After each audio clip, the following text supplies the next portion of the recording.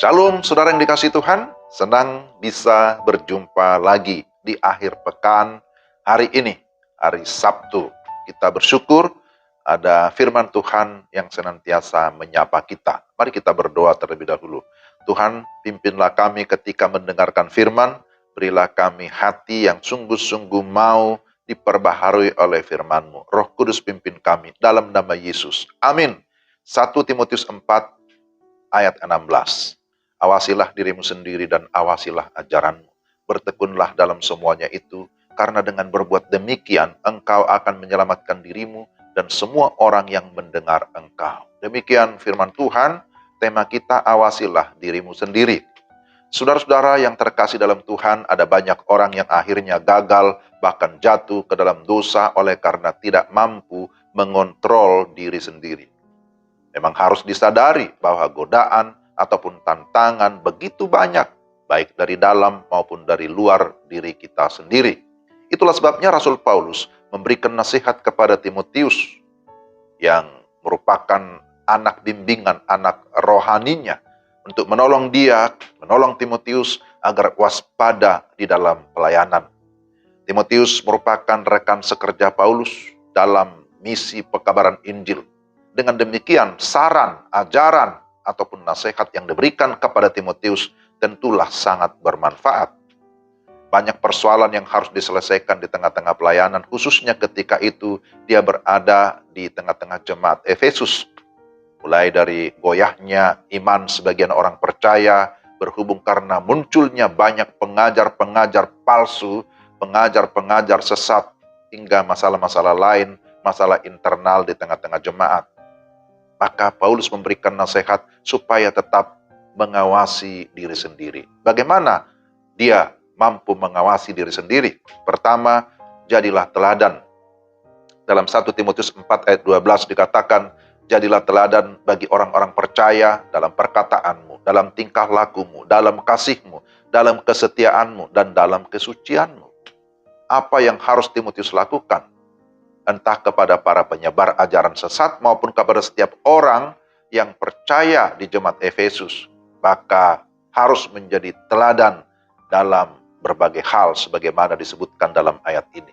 Jadi salah satu kunci bagaimana kita mampu mengawasi diri sendiri ataupun mengontrol diri kita sendiri adalah dengan cara kita mampu menunjukkan sifat-sifat keteladanan, menjadi teladan.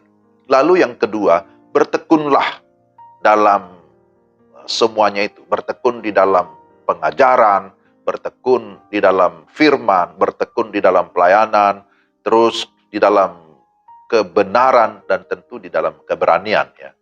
Ya, kalau kita di dalam kebenaran, pasti kita memiliki keberanian. Paulus menasihatkan Timotius agar terus bertekun dalam membaca kitab suci, dalam membangun dan dalam mengajar, karena rupanya apa yang dihadapi oleh Timotius tidak hanya para pengajar sesat, tetapi juga Timotius harus mampu menjawab pertanyaan-pertanyaan dari orang-orang percaya yang mungkin sudah terlanjur mendengarkan pengajaran dari pihak lain.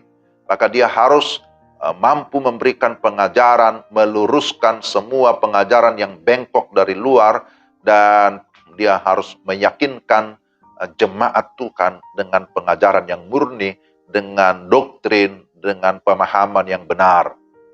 Ya, jadi ini hal yang penting.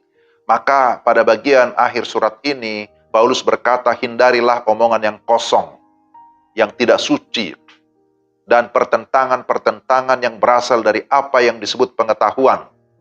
1 Timotius 6 ayat 20. Pada masa itu memang muncul ada satu faham namanya gnostikisme, yang lebih menekankan kepada pengetahuan, tetapi ternyata pemahamannya itu tidak utuh, karena menganggap sesuatu yang rohani itulah yang berguna, yang bermanfaat, tetapi yang sifatnya materi daging ini ya harus dibinasakan, kira-kira begitu. Tetapi firman Tuhan tidak mengajarkan seperti itu, bahwa seluruh kehidupan kita ya adalah satu keutuhan. Maka dikatakan persembahkanlah tubuhmu, persembahkanlah hidupmu, baik tubuh kita, jiwa kita, roh kita adalah satu kesatuan yang harus dipakai untuk memuliakan Tuhan, untuk melayani Tuhan. Jadi pada saat itu, juga saat ini ya kita juga tetap harus waspada, berhati-hati, karena ada banjir informasi yang seringkali tidak berbasis pada data dan fakta. Karena itu semua kita harus klarifikasi, konfirmasi, dan alat yang paling utama yang harus kita punya adalah firman Tuhan yang menjadi filter yang menyaring semua informasi, semua pengajaran yang ada di sekeliling kita. Jadi belajar dari Paulus ataupun secara khusus dari Timotius, mari kita merespon segala persoalan yang begitu rumit di tengah-tengah dunia ini dengan tetap menjaga diri kita, ya, tetapi juga mengawasi ajaran kita, sehingga kita mampu menjadi garam dan terang, kita terus mampu bertahan bahkan mengalami kemenangan. Ya, Timotius diminta supaya tidak lalai dalam mempergunakan semua karunia yang ada padanya dalam menghadapi berbagai persoalan. Jadi diingatkan supaya menjadi teladan bagi orang-orang percaya, ya, dan kemudian supaya tetap memiliki ketekunan ya di dalam segala pengajaran, bahkan segala hal yang dipercayakan kepadanya. Saudara, pada akhirnya ya kita pun semua yang percaya pada masa kini diingatkan, terus disadarkan, tapi juga diberikan semangat untuk tetap hidup di dalam Tuhan. Kita mampu menjaga diri kita, menjaga perkataan, menjaga pengajaran, menjaga seluruh apa yang kita lakukan. Nah, itu namanya ada integritas. Kita perlu sinkron ya antara perkataan dan perbuatan, antara iman dan tindakan kita, sehingga kehidupan kita bisa berkenan kepada Tuhan, memuliakan Tuhan, tapi juga menjadi berkat bagi banyak orang. Jadi firman Tuhan ini berkata, awasilah dirimu sendiri, tapi juga awasilah ajaranmu. Mari kita berdoa. Tuhan, terima kasih untuk firman-Mu yang mengingatkan kami pada hari ini. Pimpinlah kami supaya kami sungguh-sungguh menjadi pribadi-pribadi yang unggul, yang sungguh-sungguh berintegritas, yang menyenangkan Tuhan, dan dapat menjadi berkat dimanapun kami berada. Dalam nama Tuhan Yesus kami berdoa. Amin. Demikian renungan kita hari ini, saudara-saudara. Tuhan memberkati. Selamat berakhir pekan. Shalom.